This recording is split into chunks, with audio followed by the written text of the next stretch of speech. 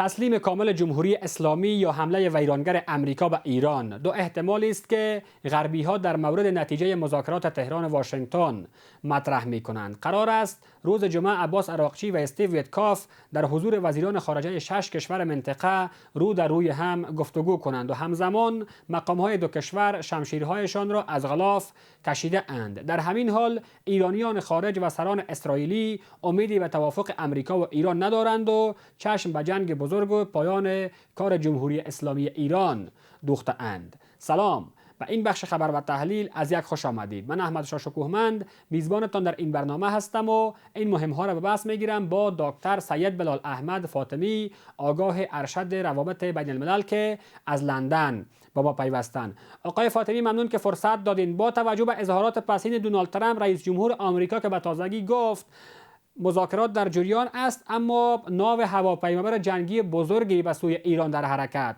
راه را به کجا میبینین؟ مذاکرات نتیجه میته یا جنگ میشه؟ بسم الله الرحمن الرحیم. سلام و احترام با شما و بینندگان سرویس خبری شما. علیکم سلام. خب فعلا کدام عملی که برای بازگشت به میز صورت گرفته به اثر فشار منطقه صورت گرفته که در رأس از دو ترکیه قرار داره و در عقب از کشورهای عربی اینا قرار دارن، چرا که کشورهای عربی ترکیه اینا نمیخواین که در منطقه یک آشوب جدید بیه و این آشوب باعث ورشکستگی کشورها شود، چرا که میگن که در این جنگ اگه این بار صورت میگیره بسیاری مناطق با آنقدر با آشوب خواهند رفت که کشورهای بزرگ مثل ترکیه یا کشورهای دیگری در منطقه او را نخواهند کنترل توانست و به جدایی و تجزیه کشورها منتج خواهد شد. از این بابت همگی فشار دارن که امریکا باید این حمله را انجام نده و به عوض حمله باید با میز مذاکره بیاید که تا میدم معلوم میشه، چون اخطار ترکیه ای بود که اگر امریکا حمله کنه در او صورت ترکیه برای حفظ امنیت منطقه و کنترل کشورها که از هم نپاشن با ایران استاده خواهد شد. امریکا ای را حس کرده که این بار ترکیه مذاق نمیکنه، بنان گپش سیریس گرفته و با مو پیشنهادی که ترکیه کرده با او لبیک گفته که او است که با وساطت ترکیه امریکا و ایران باید رو با هم بشینن. یعنی ویتکاف و عراقچی باید با هم ملاقات داشته باشن. از امی بابت است که ویتکاف داره سفر میکنه به خاور میانه، به اسرائیل، با رهبران اسرائیل ملاقات داره و بعد از ملاقات میای به ترکیه و در ترکیه با ایران با آقای عراقچی خواهد دید. امریکا شرایط خود به حساب کم کرده و آماده به این شده که درست با ایران میشینن صحبت میکنن و در عین زمان وقتی که ویتکاف به اسرائیل میگن که در اون یک پیام به اسرائیل همچنان امریکا فرستاده که امریکا میخواد که با ایران با اسرائیل خبر داده که باید یک قدم به عقب بره و مسئله جنگ فعلا به تعویق بندازه. اگر ما با ایران با تفاهم برسیم بنان این حمله صورت نمیگیره. دیگه در اینجا معلوم میشه که بعضی را تکتیک جنگی میپندارن و فکر میکنن که امریکا این بار یک بار دیگه ایران غافلگیر میکنه، در اینجا در صحبت میگیره و در اونجا کشتی ابراهیم لینکن در تنگنای هرمز داخل کرده که ممکن نی خطر باشه. در اونجا تحلیلگرای دیگر جهانی را میگن که کشتی ابراهیم لینکن که به تنگنای هرمز در آمده معلوم میشه که تنها ایران هدف نیست بلکه اهداف بزرگتر در منطقه داره و ممکن بعضی از کشورهای دیگه همچنان در زیر سایه از این کشتی باشه و پلان برای از اون مناطق باشه که یکی از اون تحلیلگرای پاکستانی این رقم تحلیل میکنن که این کشتی که در این ساحه آمده تنها ایران هدف نیست بلکه کشورهای دیگه مثل خود پاکستان هم یکی از اهداف است. از امی بابت در امی ماه جاری در فبروری امریکا دارد تعذیرات جدید را بالای اردوی پاکستان وضع میکنه. مشکلاتش در وقتی که در بلوچستان با پیش آمده میگن که از یکی از برنامه‌های بین‌المللی است برای آشوبگری در منطقه و در نهایت تحلیل کوتاه بسازم اینطور میکنن که ممکن ایران امریکا چون در ایران با او از راههای دیگری موفق نتانست شده برنامه‌ای دارن، مثل که در صحبت‌های ما در هفته گذشته با شما کرده بودم که جان بولتن یکی از مشاورین امنیتی امریکا گفته بود که ایران با یک حمله زده نمیتونیم و نه نظام از بین برده میتونیم، باید پروگرام‌های تدریجی و مرحله‌وار برای جور شود تا این نظام از پای در آورده شود. آن تحلیلگرای سیاسی بین‌المللی به خصوص از او جمله تحلیلگرای پاکستانی این چیز میکنن، او را به اساس یک راپوری که فاوندیشن فور دی دیفنس اف دموکراسی ایره نشر کرده، نویسنده ازی برنارد شفر است و ایره در یروشلم اسرائیل هم نشر شده. در اونجا طور پلان داده شده که باید در ایران به قدر ایران تضعیف کنند که ایران منتج به یک تجزیه بزرگ شود، کردستان بزرگ جور شود و بلوچستان بزرگ جور شود و پاکستانی چون برنامه برای پاکستان است، از این خاطر اینا میگن که پاکستانی نام افغانستان هم دو شامل میکنن و میگن که بلوچستان پاکستان یک حصه از افغانستان، زابل و نیمروز و همچنان سیستان و بلوچستان ایران یک کشوری به نام بلوچستان بزرگ که در اونجا اسرائیل و امریکا پایگاه خود جور کردن. این یک تصور جدید است که اینا از این جنگ میتن و میگن که ممکن این کشتی از خاطر آمده که ایران در زیر فشار بگیرن، از داخل کارهای دیگر کنن و ایران به اساس قومیت هایی که در اونجا وجود داره که بلوچ است و عرب است و کرد است و ارمنی است و آذری است و ازبک است، اینا را به این ترتیب تجزیه کنن و مردم فارس که در حدود 40-44% از این کشور تشکیل میده اونا را با آشیه برانن و یک خطر بزرگی که برای اسرائیل است، اسرائیل او خطر از جلوی خود دور کنه. یعنی در سایه مذاکرات داره پلان‌های دیگری در منطقه همچنان زیر نظر است. اینطور نیست که تنها صحبتی که از مذاکرات میره تنها مسئله مذاکرات نیست، مذاکرات یک به حساب کاور است برای از اینا، در زیر ازی در راشی ازی برنامه‌های دیگر بین‌المللی هم وجود داره تا در منطقه تغییرات جغرافیایی را بیارن. آقای فاطمی، از برنامه‌های بزرگ زیر نام مذاکره یا فشار گرفتن ایران یاد کردین، بحث کشتی‌های جنگی آمریکا که هدف‌های دیگری را هم در منطقه میتونه که داشته باشه. حتما به مورد مذاکره و جنگ ایران آمریکا بیشتر خواهد پرداختیم، و اما چقدر احتمال این وجود داره که این کشتی جنگی آمریکا که به منطقه آمده و در خلیج فارس و حالا در تنگه هرمز میتونه بر ضد بر سیاست‌های در واقع آمریکا بر ضد افغانستان هم کار گرفته شود؟ مثلا بحث بگرام هست اینجا، بحث زیر فشار گرفتن امارات هست. واقعا میتونه یک تصور باشه؟ خب پاکستانی تصورات هم میتن که ما تنها ما زیر فشار نیستیم، تنها بلوچستان زیر هدف نیست، تنها ایران زیر هدف نیست، افغانستان همچنان در زیر ما که فکر میکنم افغانستان در این محراق نیست، در این محور نیست. من فکر نمیکنم میره پاکستانی قصدن افغانستان داخل میکنن. فعلا فوکس بالای ایران است و بالای پاکستان است. فکر میکنم که افغانستان در این مقطع اینا دست نمیزنن دیگه. چون اونا یک تحلیل از اوناست، یک تحلیل ما من حیث یک افغان است، چون ما خبرهای جهانی را همگی تعقیب میکنم، هم خبرهای پاکستان، هم هندوستان و هم شرق الاوسط، و ما در کل خبرهای بین‌المللی امریکا را هم تعقیب میکنم و روزمره اینا ما که در سناریویی را که من میبینم، اوضاعی را که من میبینم یا تحلیلای مختلفی را که من میشنوم، هر منطقه برای خود تحلیلای مختلف دارم. من حیث یک افغان ما تحلیل ازی را دارم که در این مرحله مسئله بگرام یا حمله بر افغانستان یا بر هم زدن افغانستان در اجندا و در برنامه فعلی امریکا نیست. ممکن در پاکستان و شما میبینید که تحریمات بر علیه اردوی پاکستان همچنان در حالت وضع شدن است که اینا میگن که دارن اسلحه خود مفروشن به کشورها و به جایا و از این بابت اینا دارن به حساب قانون نان پرولیفریشن یعنی توسعه غیر قانونی اتم، اینا میگن که پاکستان داره با کشورهای دیگه از خاطری که به پول ضرورت داره اتم خود به زیر نام اسلحه های دیگه به فروش میرسانه بنان بالای اردوی پاکستان و با بالای بعضی از کمپانی‌های از اینا تحذیرات وضع میکنن که باعث تشویش بر اینا شده.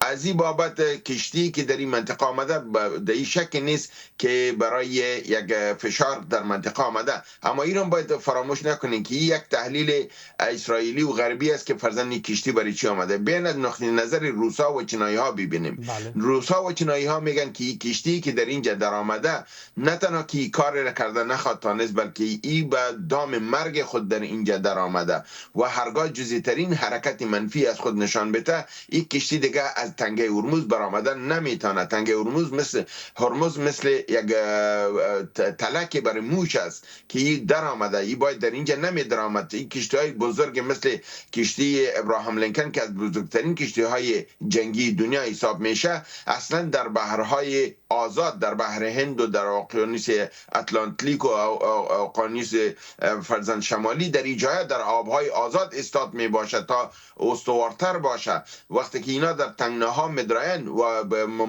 منور کردن، مانور بازگشت بر اینا مشکل میشه. و اگر فرزند اینا از خود در اینجا یک عکس العمل مقابل هر کشور نشان بدن، اگر عکس العمل مقابل از اینا میایه، باز ابراهام لینکن خود کشیده نمیتونه. بنان چینایی ها و روسا در این فکر هستن که اگر امریکایی کشتی را از اینجا نکشه و جزترین حرکت نشان بده، این کشتی در اینجا از بین میره و امریکا بزرگترین قوت خود در منطقه از دست میده و این کار امریکا شاید به این سادگی نکنن. یعنی دید از این طرفی است که امریکا اگر کدام پلانی داره، در مقابلش پلانی وجود داره و اویی است که اگر اونا حرکت نشان میتن، کشورهای بزرگ مثل روسیه و چین و ایران در منطقه و در این زمان شما ترکیه را میبینین که ترکیه میگه که ما پول ایران استاد میشم، در اون صورت باز امریکا بسیار پایگاه و اینای خود در منطقه از دست میته. یعنی اگر اونا پلانگذاری دارن، در مقابلش پلانگذاری دیگری هم وجود داره. از این بابت ما همیش تصوراتی که جهان غرب پیش میکنه او را میاریم شریک میسازیم، اما تصوراتی که از این طرف است او را به اکثر نادیده میگیریم. بنانی که پلانی که یا خبری را که راپوری را که فاوندیشن دیفنس فور دموکراسی نشر کرده، در مقابل از این ما شما میبینیم که استراتژی های کشورهای آسیای میانه در این حال فرزن آسیای جنوبی که در او هند است و چین است و دیگر کشور است، اینا همچنان راپورا و اینا نشر میشه که اکثرا او نادیده گرفته میشه و در او معلوم میشه که در مقابل از این عملیات که در این منطقه صورت میگیره، حتی بعض کشورهایی که همدرد و هم نزدیک کشورهای غرب و اسرائیل است، اونا همچنان بی‌طرف نمیمانند که ما میتونیم اشاره به طرف هندوستان کنیم، چرا هندوستان روابط بسیار عمیق و نزدیک با اسرائیل و با آمریکا داره. اما در صورتی که منطقه متزلزل میشه و در او صورت هندوستان بی‌طرف نمیمانه. در مورد پاکستان، موقف هندوستان در پهلوی اسرائیل و ایران است، اما در مورد فرزن افغانستان، آسیای میانه، باز هندوستان در اونجا با اینا هم نظر نیستن. در مورد ایران هم هندوستان هم نظر نیست، چرا که روابط هندوستان با ایران هم بسیار قوی است و سرمایه گذاری هندوستان در ایران هم بیشتر است. ممنون، سپاسگزار. فقط کوتاه لطفاً اگر اشاره بکنین با توجه به از سرگیری مذاکرات و همچنان موجودیت هشدارها و تهدیدهای از طرف آمریکا و ایران، واقعاً مذاکره راه حل برای پایان تنش خواهد بود یا حتما جنگ در راه است؟ جنگ خود در راه است، از این شک نیست. بله. مگرم فعلا کدام امی وقفی که آمده به نسبت حالات درونی امریکا است. بله. در امریکا تغییر لازم است و آمدنی است. در این زمان ما شما میبینیم دیروز نه پریروز، در عین زمانی که دونالد ترامپ به محکمه خواسته شده بود در اونجا، در امو زمان نتانیاهو همچنان به محکمه خواسته شده بود در اسرائیل. دوسیه در مقابل نتانیاهو هم دوباره فعال شده و دوسیه ها در مقابل ترامپ هم فعال شده. ممکن هر دوی از اینا به حساب چی شون، متهم شون و از قدرتایشان خلع شون و تغییر در نظام بیاید. از همین بابت چون فشار در داخل امریکا نهایت زیاد است، جنگ قانونی در محاکم امریکا به اوج خود رسیده. تمام دارایی های دونالد ترامپ حکم قرقینش داده شده. در عین حال چون جرمش ثابت است و معلوم شده که اسناد کافی وجود داره، بنان تا زمانی که مسئولیت ریاست جمهوری را داره با مستقیما دستاندازی نخواد کردن، اما برای مواخذش قضیه را ممکن به سنا ببرن. وقتی که سنا متغیر به یک محکمه کلی بزرگ میشه، در اون صورت باز صلاحیت رئیس جمهور محدود میشه، کارهای بسیار را انجام دادن نمیتونه تا مواخذه و در نتیجه مواخذه چون اسناد بسیار قوی است، ممکن دونالد ترامپ خلق قدرت کنن و یک تغییر در نظام بیاید وقتی که تغییر نظام آمد در امریکا، در اون صورت باز اینا تصمیم خودخواه گرفتن که آیا با مو پالیسیایی که استبلیشمنت از قبل داره ادامه میتن که حمله کنن بالا ایران، یا فرضاً تغییر پالیسی میکنن و برای یک مدت به عوض جنگ در سطح جهان که آشوب بزرگ در اروپا و در آسیا و دیگر رو برو کرده از او فروکش میکنن و حالت به نرمال میارن و پلان های خود در مورد ایران به شکل دومی از او، یعنی از درون و به شکل تجزیه از او را به ادامه میتن. ایرا بعدا خواهیم دید، مگر فعلا ای که مذاکرات صورت میگیره یکی از تکتیک های دیپلماتیک است که اینا به نسبت فشارهای داخلی امریکا جنگ نمیخواین تا یک مسئله خود داخل امریکا یک طرفه شود. تشکر دکتر سید بلال احمد فاطمی، آگاه ارشد روابط بین الملل، از حضورتان در برنامه خبری تحلیلی امشب ما. و بیننده های عزیز، همکارم ندیم بهرام در همین مورد گزارشی آماده کرده که با هم میبینیم. دونالد ترامپ رئیس جمهور ایالات متحده در مصاحبه با خبرنگاران گفته است که مذاکرات با ایران در جریان است. وی افزوده که در حال حاضر کشتی‌های بزرگ جنگی در حرکت است. وی در رابطه با رویدادهای پسین مربوط به ایران گفت خواهیم دید که مذاکره به کجا می انجامد. مذاکرات با ایران ادامه دارد. همکنون کشتی‌های بزرگ به سمت ایران در حرکت هستند. ما در حال گفتگو با ایران هستیم و خواهیم دید نتیجه چگونه خواهد شد. در همین حال پیت هگست وزیر خارجه ایالات متحده در مورد فعالیت‌های هسته‌ای ایران هشدار داد که اگر تهران با واشنگتن در مورد فعالیت هسته‌ای آن کشور از مذاکره خودداری کند، پنتاگون آمادگی بیشتری برای اقدام خواهد داشت. وی تاکید کرد که ایران هرگز توانایی برای دستیابی به سلاح هسته‌ای را نخواهد داشت. وی افزوده که ایران می‌تواند مذاکره کند و یا گزینه‌های دیگری را انتخاب کند. طبعا عسکری.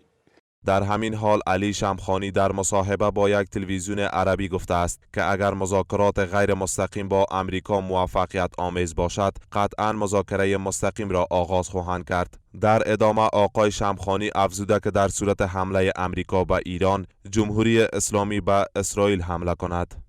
اگر گفتگوی غیر مستقیم با واشنگتن موفقیت آمیز باشد، در زودترین فرصت مذاکره مستقیم را آغاز می کنیم. در مورد اسرائیل اظهار کنم که بدون شک زمانی که آمریکا به تهران حمله کند، اسرائیل همچنان شرکت خواهد کرد و بدون شک پاسخ می دهیم.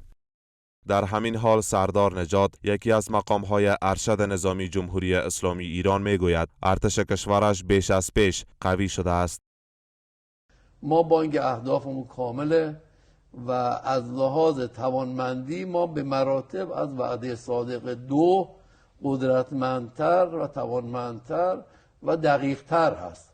حتی ایشون فرمودن که بحث آمریکا پیش اومد، ایشون گفتن که هیچ موقع آمریکایی‌ها اینقدر زیر دید و تیر ما نبودن که الان هستن.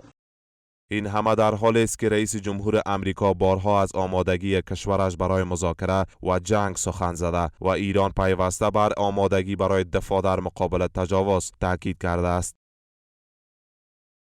رسیدیم به پایان مجموعه خبرهای ساعت 10 شب از تلویزیون جهانی 1. از توجه و همراهی شما سپاسگزار. وقتتان بخیر و خدا نگهدار.